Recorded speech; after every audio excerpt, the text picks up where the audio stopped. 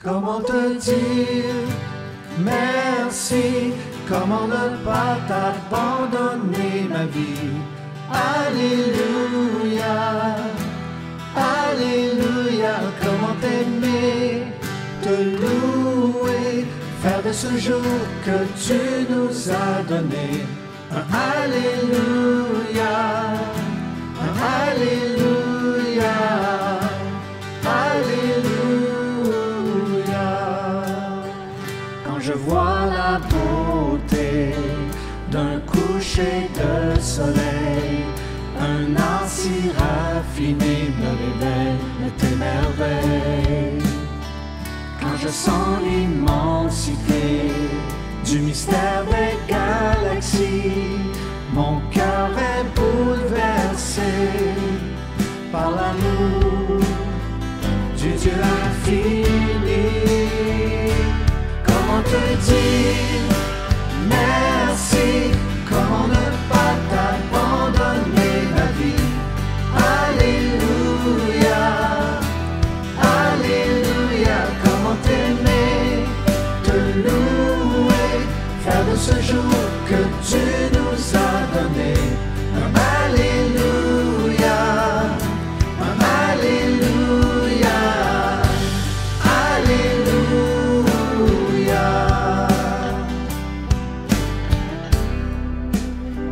Quand j'entends l'histoire d'un Dieu plein de gloire, vêtu d'humanité, souffrant à nos côtés, sur la croix étant cloué, elle ne pouvait te garder. Tu es ressuscité par ta vie, tu as tout changé, tu as tout changé. Comment te dire merci? Comment ne pas t'abandonner ma vie? Alléluia, Alléluia. Comment t'aimer, te louer, faire de ce jour que tu nous as donné un Alléluia, un Alléluia, Alléluia.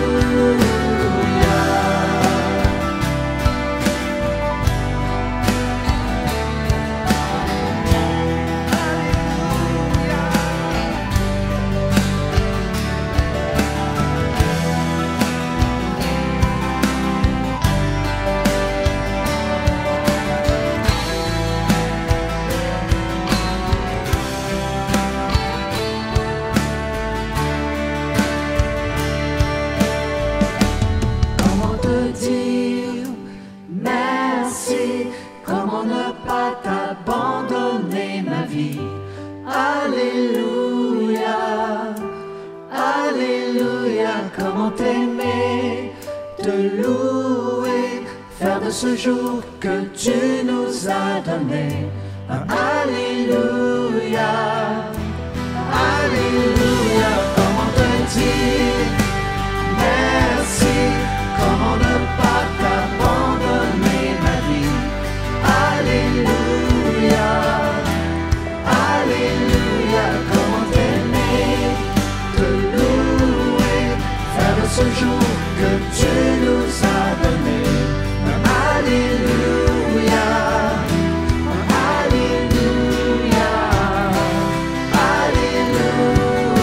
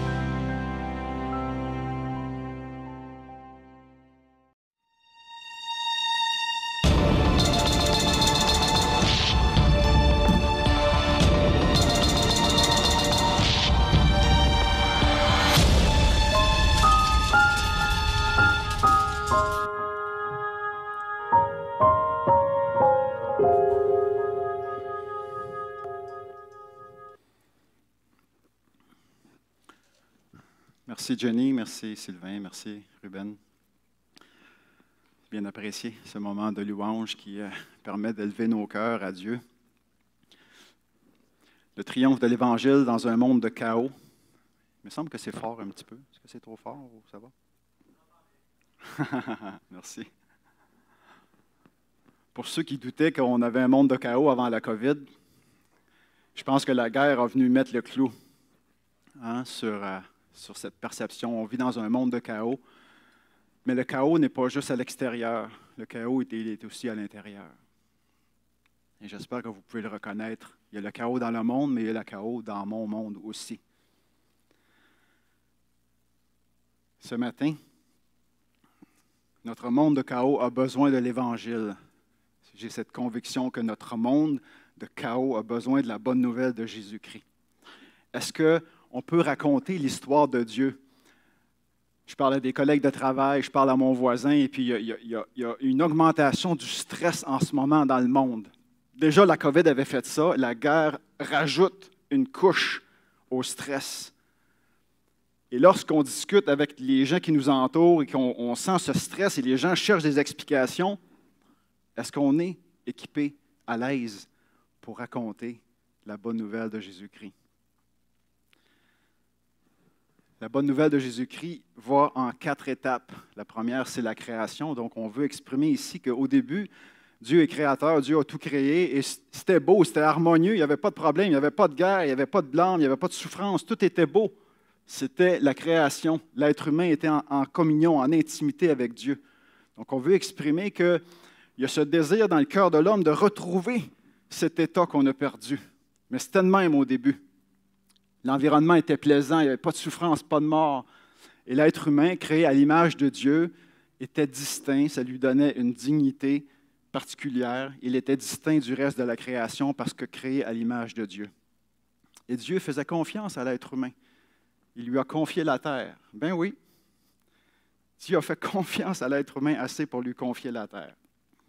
Mais ça, c'est juste la première étape. Il survient un petit problème qu'on appelle la chute, ou un grave problème, où l'être humain décide de puiser à une autre source. L'être humain décide de ne plus être en relation avec Dieu. L'être humain décide de déclarer son indépendance face à Dieu. Je ne sais pas si vous avez déjà vu des films, là, des Independence Day, le 4 juillet, où les États-Unis célèbrent leur indépendance. Mais l'être humain a fait ça aussi au début à l'égard de Dieu. Il a dit, je veux être indépendant de toi. Il s'est fait séduire en pensant qu'il pouvait être indépendant, qu'il pouvait suffire à lui-même, qu'il pouvait décider lui-même ce qui est bien et mal. On s'est fait séduire, on a cru un mensonge. Pas juste au début. Moi, encore aujourd'hui, et nous, on croit encore ce mensonge-là, qu'on peut être indépendant, qu'on peut se débrouiller tout seul. Ça a eu des répercussions terribles. La peur, la mort, la honte, les blâmes, les relations brisées, la souffrance, les guerres, les pollutions, le féminicide, etc. Vous voulez expliquer le chaos aujourd'hui aux gens qui se posent des questions autour de vous? Mais le chaos a commencé à ce moment-là, dans l'histoire de l'humanité. Dernière ligne, l'être humain ne peut pas s'en sortir tout seul. C'est important de dire ça lorsqu'on parle à nos collègues, à nos amis, à nos familles. On ne peut pas s'en sortir tout seul, ça nous prend de l'aide. Et de l'aide, on en a eu. Parce que Dieu ne nous a pas laissés tout seuls dans ce marasme, à se débrouiller tout seul. Dieu s'est impliqué lui-même, il a envoyé son Fils. Dieu est venu lui-même pour nous aider. Pourquoi? Par faveur, par grâce, par compassion, par amour, pour toi, pour moi. Dieu intervient. Dieu ne nous laisse pas seuls dans ce marasme. C'est gratuit pour nous, mais très coûteux pour lui. Ça lui a coûté son propre Fils, sa vie. Alors nous déclarons dans cette bonne nouvelle que Jésus est la seule solution à tout ce chaos qu'on voit sur la terre. Jésus est la seule solution. Notre rôle, croire, mettre notre confiance en Jésus, en son œuvre sur la croix, mais ça ne s'arrête pas là. C'est aussi suivre ses commandements, c'est goûter à sa résurrection, c'est laisser le Saint-Esprit venir nous habiter et nous transformer. Il y a une deuxième partie à la rédemption. Jésus veut tout restaurer, tout rénover. C'est comme prendre une maison de 1920 puis tu décides de la rénover. Faire un flip. Jésus veut faire un flip avec toi. Pas un flip d'un 30 sous, là, non. Mais il veut te restaurer, il veut te rénover. Donc, il est le deuxième Adam. Hein? Tout a commencé avec un premier Adam, tout recommence avec un deuxième Adam, ce Jésus-Christ. Il commence une nouvelle création. C'est comme si on a pesé sur le reset. On repart à zéro. Tout ça est possible en Jésus-Christ. Donc, il m'adopte, il me prend dans sa famille, je deviens un enfant de Dieu. Et à partir de cela, la transformation, tranquillement, s'opère. Mes relations peuvent être restaurées. Avec qui? Avec Dieu, avec les autres, avec moi-même et avec la création. On a-tu du chemin à faire? Oui. Nous sommes libérés de nous-mêmes tranquillement, de notre égoïsme, de notre nombrilisme, que j'aime dire. Et il me donne le Saint-Esprit qui vient habiter en moi pour me transformer. Il va y avoir une étape finale qu'on appelle la restauration. Ça va être le retour au paradis, le retour au Jardin d'Éden, où on va retourner à cette communion, cette intimité, où il va y avoir plus de souffrance, plus de larmes, plus rien, plus de guerre. On va retourner à cet état du départ. Et ça, c'est l'espérance du chrétien, d'un jour de retourner vivre en communion avec Dieu, où il n'y aura plus de mal, de péché et de guerre et de honte et de culpabilité. Ça vous tente-tu? C'est là qu'on s'en va. Est-ce que tu pourrais raconter cette histoire dans ces mots? Je sais qu'à chaque fois que je viens, c'est la 3e fois, je la répète. C'est mon histoire, j'aimerais que vous puissiez la mettre dans vos mots pour être équipé à être une lumière, à être un témoin dans ce moment d'humanité en crise. Donc, nous avons déjà fait 2 messages et j'ai voulu parler d'un Dieu créateur. On le fait dans l'infiniment grand, l'astronomie, et j'ai vu que ça a touché beaucoup de gens par mes bouts. Vous m'avez envoyé des petits mots de comprendre l'immensité de Dieu et qu'il y a un Dieu créateur, il y a une intelligence en arrière de cette création. Et après ça, on l'a vu dans l'infiniment petit, hein, dans les molécules. Et puis j'ai eu beaucoup de plaisir à faire ça. Aujourd'hui, c'est un peu moins gai. On va passer 20 minutes à parler des problèmes de l'homme, de la femme, de l'être humain. Mais ça ne finira pas mal parce qu'on va prendre la scène ensemble. Dans ce sens que, est-ce qu'il y a une note d'espoir dans tout ce chaos? Oui. Oui, il y a une note d'espoir dans tout ce chaos. Donc, on va se concentrer sur la chute, sur le problème. Juste avant notre texte, on parle de la chute. C'est une drôle d'expression parce qu'on ne la retrouve pas dans les versets de la Genèse qu'on va regarder. Donc, d'où ça vient exactement le mot « chute » de l'homme, je ne sais pas. Mais on devrait plutôt utiliser d'autres mots, je pense, comme mauvais choix, désir d'indépendance, désir d'être comme Dieu, désir de contrôler, désir de savoir. Je pense que c'est plus ça qui devrait être le mot pour parler de cette 2e étape. Et avant nos versets, il y a tout un phénomène, il y a toute une intrigue de doute. Parce qu'il y a Satan qui se présente dans l'histoire et qui pose des questions. Mais en fait, il va dire, est-ce que Dieu vous a vraiment dit que vous ne pouviez pas manger de tous les arbres? Dans le fond, il pose une question, puis il tord la vérité, parce que ce n'est pas ça que Dieu avait dit. Hein? Il y avait juste un arbre qui était défendu. Puis Satan va dire, est-ce que Dieu vous a vraiment dit que vous ne pouvez pas manger de tous les arbres? Quelle sorte de Dieu ferait ça? Hein? Donc, Satan insinue le doute dans l'esprit d'Adam et Ève sur la bonté de Dieu, sur l'amour de Dieu. Quel Dieu vous mettrait dans un jardin avec plein d'arbres et vous donnerait la défense de toutes les goûter? Quel Dieu ferait ça? Une espèce de Dieu sadique. Donc, on voit vraiment Satan essayer de mettre le doute dans l'esprit d'Adam et Ève sur la bonté de Dieu, sur l'amour de Dieu. Donc, il y a quelque chose, il y a le doute ici. Et il y a le désir aussi, parce que Ève voyait que l'arbre était bon à manger. Un, il était bon à manger. Deux, il était beau. Puis trois, bien, ça leur donnait la connaissance du bien et du mal. Bien, écoute, c'est beau, c'est bon, puis c'est bénéfique. Pourquoi je ne le ferais pas? Bien, c'est ça le péché. Ça a l'air beau, ça a l'air bon, ça a l'air bénéfique. Bien, pourquoi je ne le ferais pas? Si ce n'est pas attirant, ce n'est pas vraiment une tentation quand ce n'est pas attirant. Hein? Si c'est tentant, là, oui, c'est une vraie tentation quand c'est tentant, mais si ce n'est pas tentant. Donc, il y a ces deux phénomènes-là. Il y a le doute puis le désir. Et là, on arrive à notre texte. Parce qu'ils ont goûté, ils ont saisi le fruit défendu de l'arbre de la connaissance du bien et du mal. Puis là, il se passe quelque chose. Et on va y aller verset par verset. Les yeux de l'un et de l'autre, d'Adam et Ève, s'ouvrirent, et ils connurent qu'ils étaient nus. Est-ce qu'ils étaient nus avant? Ben oui. Est-ce qu'ils étaient nus après?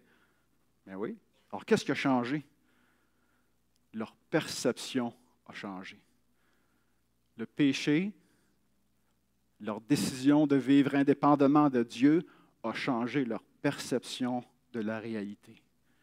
Et c'est encore comme ça aujourd'hui. Nos perceptions sont troublées. Nos perceptions sont incomplètes. Si je me fie juste à mes perceptions dans la vie, mais surtout mes premières perceptions, on est dans le trouble quand on fait ça. Hein? On juge à nos premières perceptions souvent. On est dans le trouble. Donc,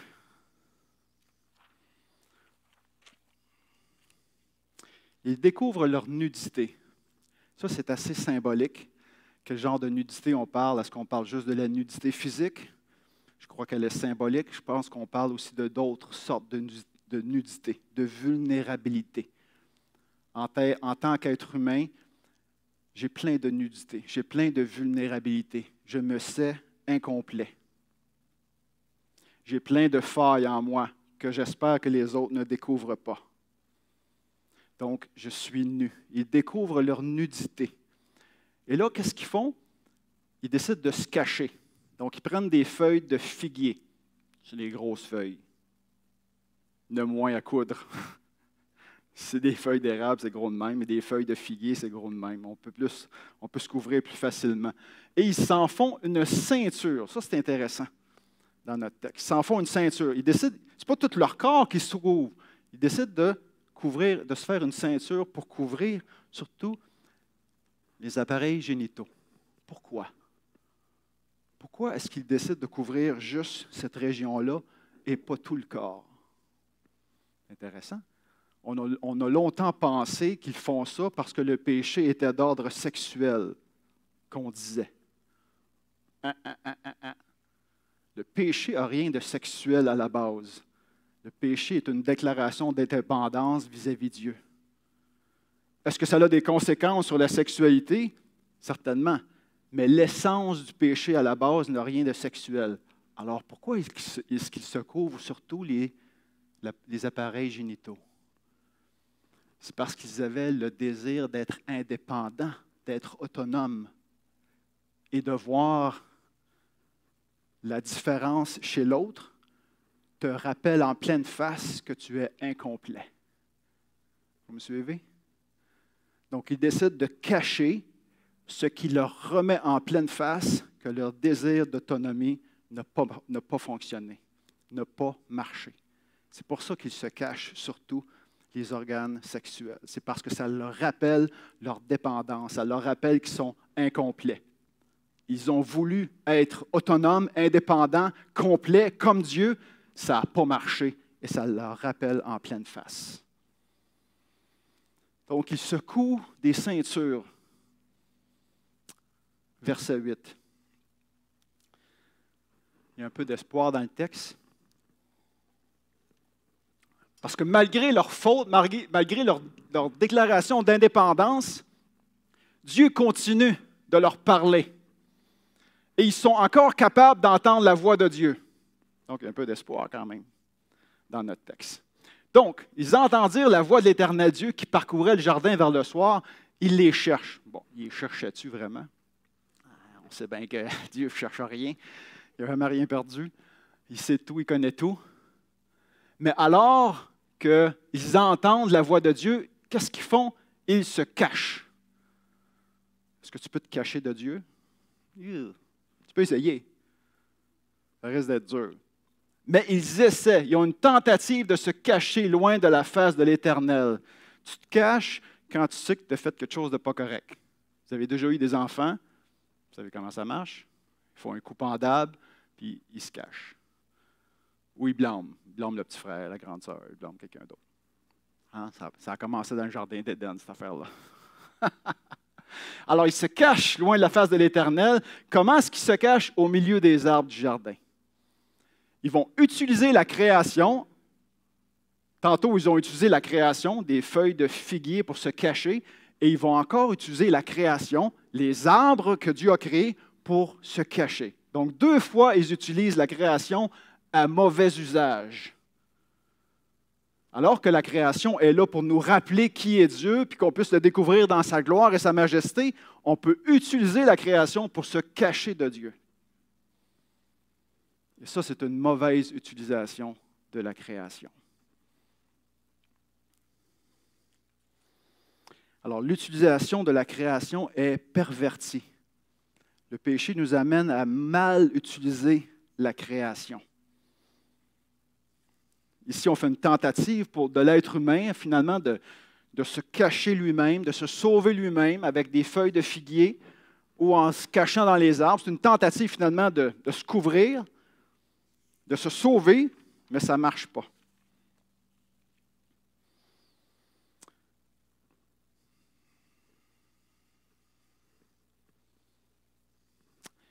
Et Dieu continue, Dieu ne lâche pas. Hein? Dieu veut demeurer le Dieu des pécheurs, même s'ils ont péché, Dieu est encore là, il est encore présent, et il veut demeurer, il veut quand même être, il veut rester dans le portrait, il veut rester impliqué. Et là, il va leur poser une question. Où es-tu? Où es-tu? Est-ce que c'est juste géographique, ça, comme question, vous pensez? Hein, tu es où dans le jardin? Es-tu à côté de l'arbre, l'érable, ou tu es à côté du chêne? Et je pense que c'est plus profond que ça. Où es-tu dans ton âme? Je pense qu'il peut nous poser la même question ce matin, à moi aussi. Où es-tu en ce moment dans ton âme, dans ta relation avec Dieu? Où es-tu? Dieu sait où on est. Il ne pose pas la question parce qu'il ne sait pas. Il pose la question pour qu'on réalise nous-mêmes où on est. Où es-tu? Dieu aime poser des questions. Ça a de l'air dans notre texte. Qu'est-ce qu'ils répondent? J'ai entendu ta voix. J'ai eu peur parce que je suis nu. Donc la peur est introduite dans le monde à ce moment-là. Et pourquoi la peur? Parce que je sais que je suis nu, incomplet, vulnérable, que j'ai des manquements, et ça provoque de la peur. C'est encore comme ça aujourd'hui. Quand on étudie un petit peu la psychologie, là, on s'aperçoit que c'est encore comme ça aujourd'hui. Et l'Éternel continue dans ses questions. Il continue. Hein, il titille. Qui t'a appris que tu es nu? Est-ce que tu aurais mangé de l'arbre que je t'ai défendu? Est-ce qu'il connaît les réponses? Bien sûr, mais il continue à vouloir faire prendre conscience. Et là, l'homme, qu'est-ce qu'il répond? Ah! L'homme répond 2 choses. Il va blâmer la femme. Et il va blâmer Dieu d'y avoir donné la femme. La femme que tu as mis à mes côtés, c'est elle qui m'a tenté. C'est elle qui m'en a donné. Puis j'en ai mangé. Mais c'est la femme que tu as mise auprès de moi. J'étais tout seul à m'amener. Puis tu as créé la femme, tu me l'as donnée. Donc, le blâme a commencé dans l'humanité à ce moment-là. La déresponsabilisation. Je fais quelque chose de mal et je ne suis pas capable d'en être responsable. Je blâme. Est-ce que c'est encore comme ça aujourd'hui?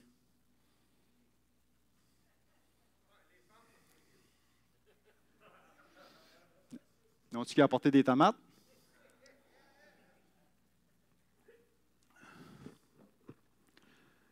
La Russie blâme l'Ukraine. Les antivax blâment les vax blâment les antivax. Tout le monde blâme tout le monde. Dans la saga des CHSLD, je regardais les nouvelles, puis c'était une partie de tennis. Ils personne ne veut prendre la responsabilité de rien. Come on.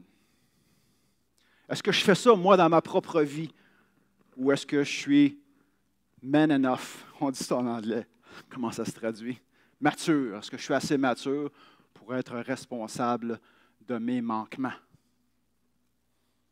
Ou est-ce que je passe ma vie à pointer le doigt sur « Ah, c'est la faute de mes parents, c'est la faute du gouvernement, c'est la faute de ci. » Maintenant, il faut que ça arrête. Si tu es une victime toute ta vie, tu t'en sortiras jamais. Arrête d'être une victime. L'Éternel pose la même question à la femme. Pourquoi tu as fait cela? Qu'est-ce que la femme fait? Même affaire. C'est le serpent. Pas moi, c'est lui. C'est de sa faute à lui. Personne ne prend la responsabilité pour ses gestes, ses actes, ses manquements.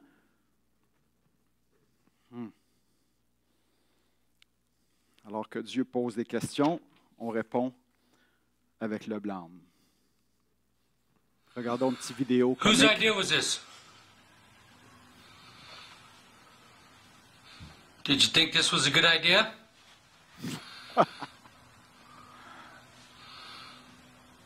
Look at brother's face. Il est plein de peinture. Who got the paint out? Brother did? No? How'd he get it?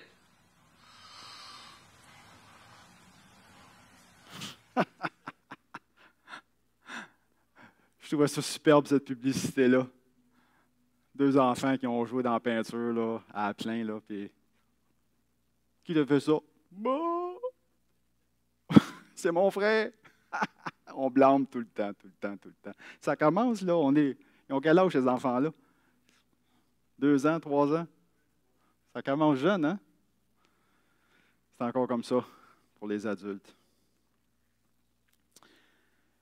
Les conséquences de cette déclaration d'indépendance, d'abord la femme et après ça l'homme, ça va toucher 2 aspects de la féminité. Ça va toucher la capacité de donner la vie et ça va toucher son désir d'être en relation avec un homme. J'augmenterai la souffrance de tes grossesses. Tu vas être encore capable de donner la vie, mais ça va être difficile. Si vous avez déjà assisté à un accouchement, vous savez que j'ai raison. Moi, je n'ai jamais accouché, mais j'ai déjà assisté. Alors, toutes les femmes, je sais, qui sont d'accord avec moi. Tu enfanteras avec douleur. Donc, tu vas encore être capable de donner la vie comme c'était prévu. Dans ta capacité d'être à l'image de Dieu, tu étais capable de donner la vie. Tu ne perds pas toute l'image de Dieu. Tu vas être encore capable de donner la vie, mais il va y avoir des conséquences. Ça va se faire dans la douleur. Deuxième conséquence, tu vas avoir un désir vers ton mari d'être en communion, en intimité, complice, mais malheureusement, l'homme va abuser de ce désir. Et on voit encore ça aujourd'hui. Pensez au féminicide. Hein? Pensez aux salaires illégaux pour les femmes pour des jobs pareils. Hein? Pensez à certains pays où la femme marche 10 pieds en arrière du mari sur le trottoir. L'homme a abusé de cette situation. Est-ce que c'est quelque chose qu'on devrait accepter parce que c'est écrit dans la Bible? Jamais de la vie. Il y en a pourtant qui vont utiliser ce verset-là pour se donner du pouvoir. Quelle erreur! Est-ce qu'on soulage les accouchements? Est-ce qu'on soulage les autres conséquences de la chute? Bien entendu, alors pourquoi pas celle-là? Donc ça, c'est les conséquences. Un petit jeu de mots ici intéressant. Le premier, ça adresse le fait qu'elle s'appelle Ève, qui veut dire vivre, hein, ou donner la vie. Ève, c'est ça que ça veut dire en hébreu.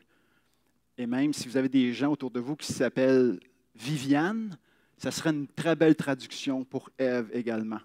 Ma belle-fille s'appelle Viviane. Donc ça veut dire vivre, donner la vie. Donc ça, c'est son premier nom. Son deuxième nom, il y a une petite combinaison dans l'hébreu. Un homme, c'est Ish, et une femme, c'est Isha. Donc, les deux sont reliés. Donc, la deuxième conséquence porte sur le fait de leur relation homme-femme entre Ish et Isha.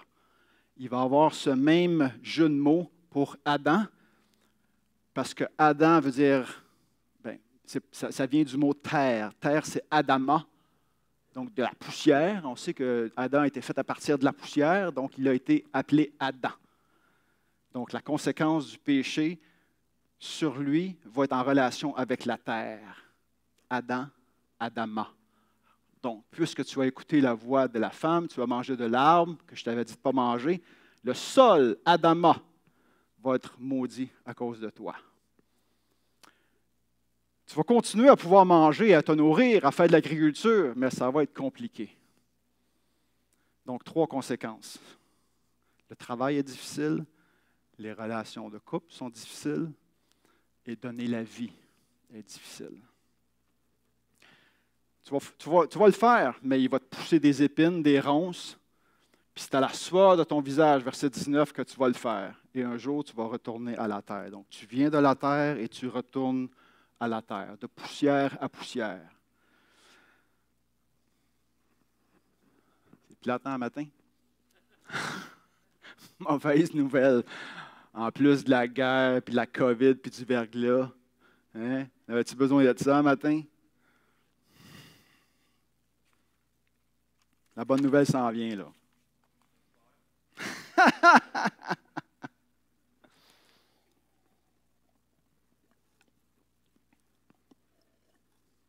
Ça va pas bien boire avec ça. La dernière portion de la mauvaise nouvelle, si je peux dire, je skip un verset, on va y revenir. Verset 22. Drôle d'exclamation de la part de Dieu ici. Voici, l'homme est devenu comme l'un de nous. Est-ce qu'on serait devenu comme Dieu ou comme un pseudo-Dieu? D'abord, fait intéressant, le « nous » ici est un clin d'œil à la Trinité. Hein, puis il y a d'autres pluriels, empêchons-le, hein, ils sont plusieurs. Donc, il y a un beau clin d'œil à la Trinité dans ce texte-là, qui est dans toute la Bible en passant. Alors, est-ce qu'il serait devenu comme l'un de nous? Est-ce que c'est de l'ironie que Dieu fait? Peut-être. Mais ce qui est vrai, c'est qu'on est devenu comme Dieu dans notre connaissance du bien et du mal. À ce niveau-là, oui, on est devenu comme Dieu, comme un pseudo-Dieu. Mais jamais on est devenu comme Dieu où on peut déclarer notre indépendance. Jamais, jamais. Alors Dieu décide quelque chose et dit, on va l'empêcher d'avancer sa main, de prendre l'arbre de vie et d'en manger et de vivre éternellement. Parce qu'on est devenu indépendant dans nos choix, oui, mais dans nos choix pour le mal également. Ça, on est premier à ce niveau-là. Au niveau du bien, on va toujours être deuxième. Dieu est toujours l'artisan du bien. Le bien qu'on bénéficie vient toujours de Dieu. Au niveau du mal, par contre, on peut être premier. Parce que Dieu n'est jamais la source du mal. Mais imaginez quelqu'un qui est porté vers le mal et qui aurait la vie éternelle. Et boy! Est-ce qu'on pense à quelqu'un en particulier dans vos têtes en ce moment? Un dénommé Vladimir? S'il vivait éternellement, ce ne sera pas drôle, hein? Mes aïeux. Alors Dieu dit, non, je ne permettrai pas qu'il vive éternellement. Donc, il bloque l'accès à l'arbre de vie, bloque l'accès à la vie éternelle. Il les chasse du jardin. Il les chasse du jardin. Nous sommes tous des immigrés. Oh, je vois la tête de Nathalie se redresser. Oui. Tous les êtres humains sont des immigrés à quelque part. Parce que nous avons tous quitté une terre et nous habitons tous une terre qui n'est pas tout à fait faite pour nous autres. Et on regrette la terre d'où on a été tiré. On a ce désir de retourner au paradis tout le temps. Et nous sommes tous des immigrés. Donc, il les chasse du jardin. Donc, il quitte cet endroit béni pour aller cultiver la terre où ça va être difficile. Puis pour être sûr qu'ils ne reviennent pas, il met une espèce de chérubin avec une grosse épée.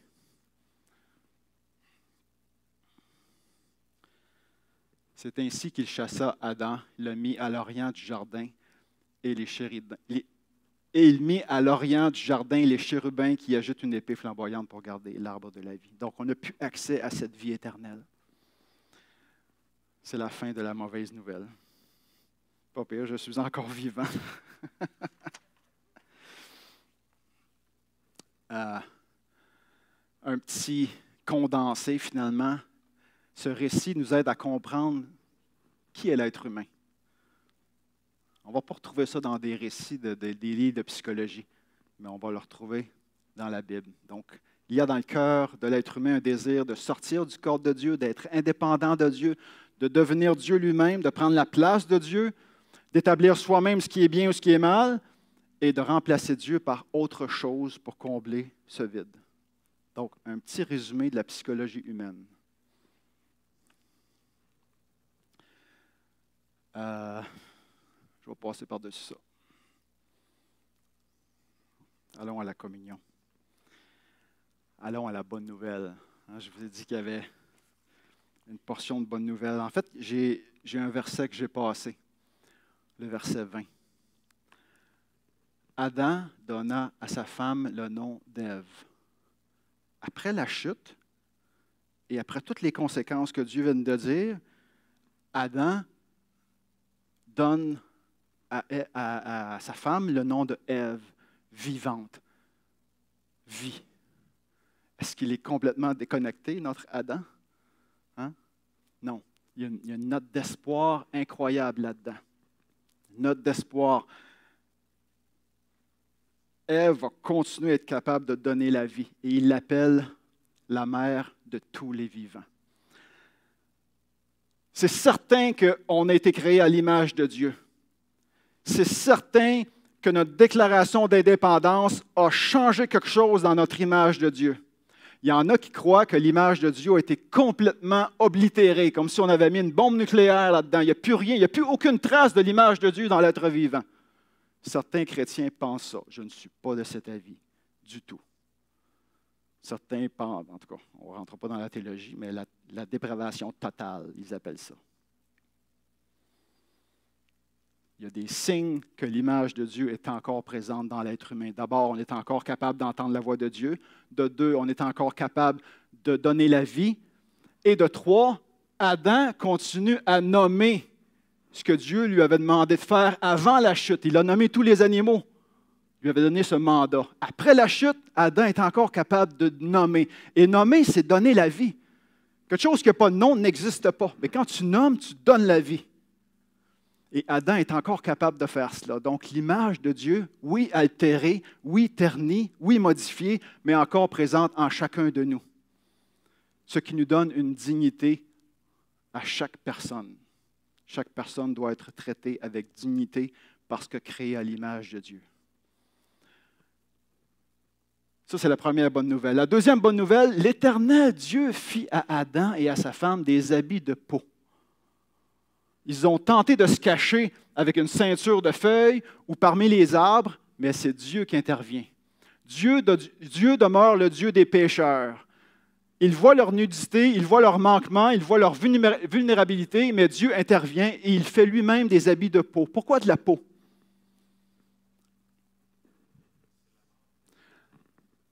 Pour avoir de la peau, ça te prend un animal que tu tues. Donc, je vais vous couvrir dans votre nudité, mais il y a du sang qui a dû couler pour vous couvrir de votre nudité, de votre vulnérabilité, de vos manquements.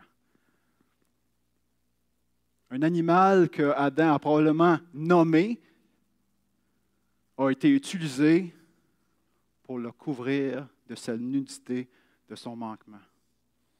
Vous savez, la peau, c'est quelque chose de résistant, plus résistant que des feuilles de figues, on s'entend? Je ne sais pas si des fois, vous passez sur la route, puis il y a eu un animal qui est mort, puis qui est là. Puis là, vous repassez le lendemain matin, puis bon, il est un peu plus petit, un peu plus petit. Tu sais, il se désagrège tout. Qu'est-ce qui reste en dernier? La peau. La peau, c'est résistant. Donc, il les couvre avec quelque chose qui va être plus résistant que les feuilles de figue, et il les couvre en entier. Vous pensez que votre problème, c'est juste sexuel? Non, non, non. Votre problème n'est pas juste sexuel. Je vous couvre en entier de toutes vos hontes, de toutes vos vulnérabilités. Dieu les couvre. Donc, quel geste de compassion. L'aide sociale a commencé là, dans l'humanité. Oui, lorsque Dieu, par compassion, fait quelque chose pour aider. Voici notre modèle d'aide sociale. Bernard, où es-tu? Hein? Ça a commencé là. Alors Dieu intervient. Et là, on va prendre la scène ensemble.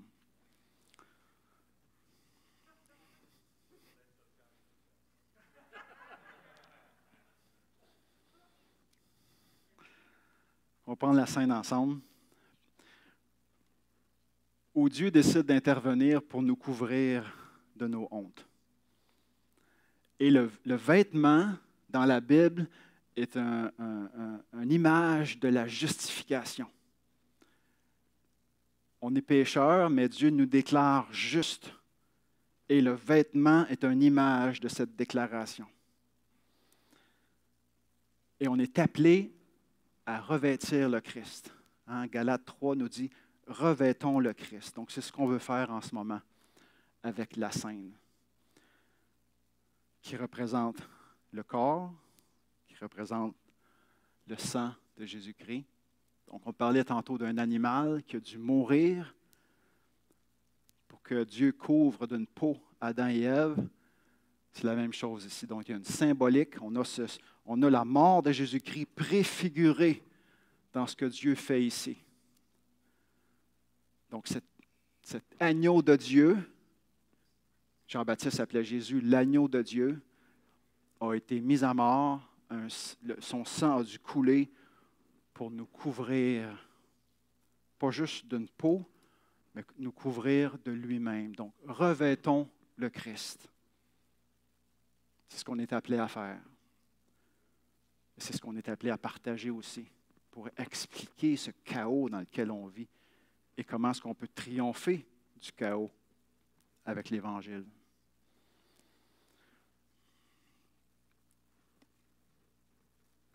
Je poursuis avec l'image du vêtement, puis après ça, on prendra les deux éléments ensemble. Il y a une histoire dans le livre de Zacharie où Satan accuse Zacharie. Et comment est-ce que Dieu le défend? Il ne dit pas qu'il n'est pas pécheur, non. Il le couvre d'une robe pure. Donc le vêtement est vraiment cette image de la justification. Et c'est ce qu'on veut faire en prenant la scène. On veut se couvrir de Jésus-Christ. Dans le Fils prodigue, lorsque le Fils repentant revient à son Père, qu'est-ce que son Père fait? Il lui change son vêtement, il lui met une robe, un anneau au doigt, des sandales aux pieds.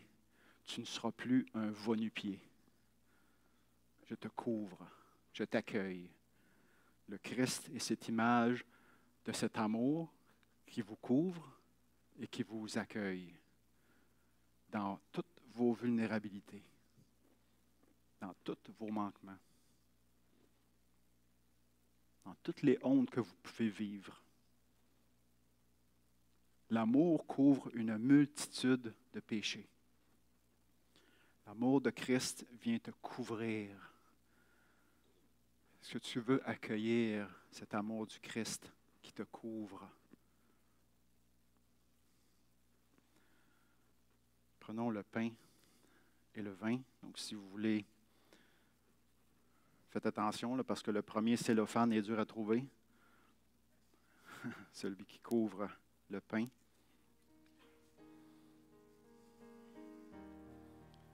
Donc, prenons le pain et le vin. Je vais prier après.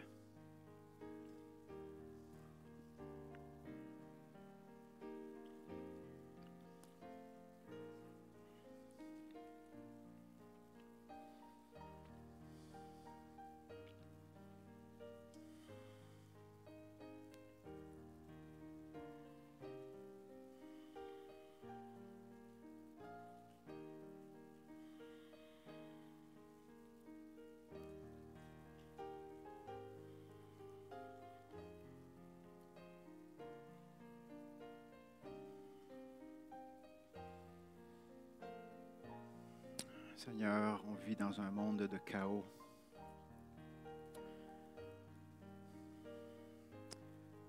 Et on reconnaît qu'il y a du chaos aussi dans nos propres cœurs. Merci parce que tu ne nous laisses pas seuls dans ce chaos, dans ce monde, parce que tu interviens. Tu viens, tu te fais homme. Tu t'incarnes, Seigneur, tu t'impliques, tu te salis les mains. Pour être avec nous, pour vivre avec nous, Seigneur, pour mourir, pour ressusciter, pour nous donner de l'espoir. Seigneur, on se couvre avec cette scène en ce moment, avec ce pain et ce jus qui représentent ton corps et ton sang. On se couvre du Christ. Merci de faire de nous tes enfants. Merci de nous pardonner de tous nos péchés, de toutes nos fautes, de tous nos manquements, de tous nos mauvais choix, de tous nos égoïsmes. Merci de nous pardonner, Seigneur. Merci de nous donner une nouvelle vie en Jésus-Christ. Seigneur, on te prie encore pour ce monde où il y a de la violence, de la guerre. Prends pitié de nous, Seigneur. Amen.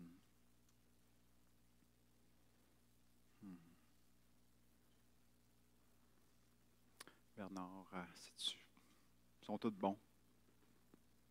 Choisis celui que tu veux. On va terminer avec un chant, donc je vous invite à vous lever.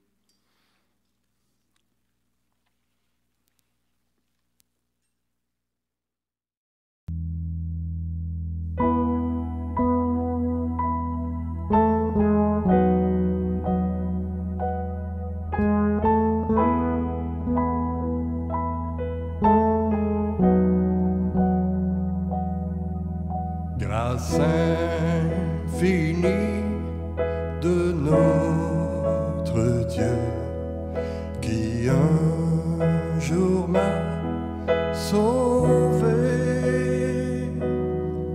J'allais errant de lieu en lieu quand il m'a retrouvé.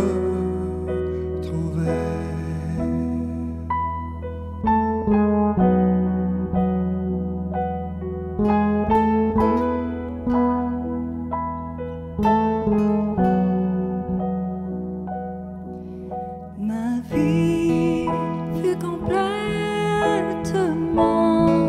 changée. Alors qu'en lui j'ai cru, depuis ce jour de tous les dangers, sa grâce m'a secouru. Mes chaînes enfin sont enlevées. Mon Dieu, mon Sauveur m'a racheté. De son pardon, il m'envahit. Amour divin, grâce infinie.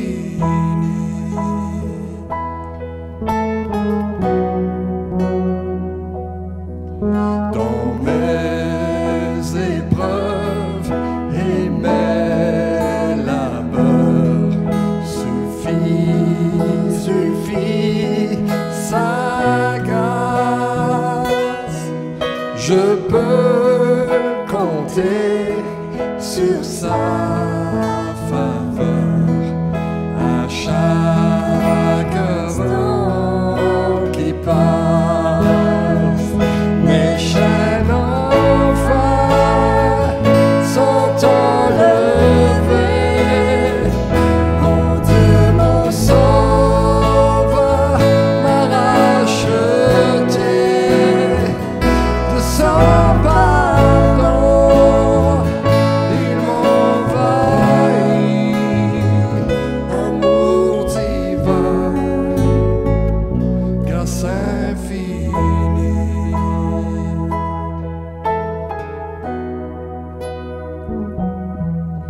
Quand nous aurons pendant 1000 ans célébré ses louanges,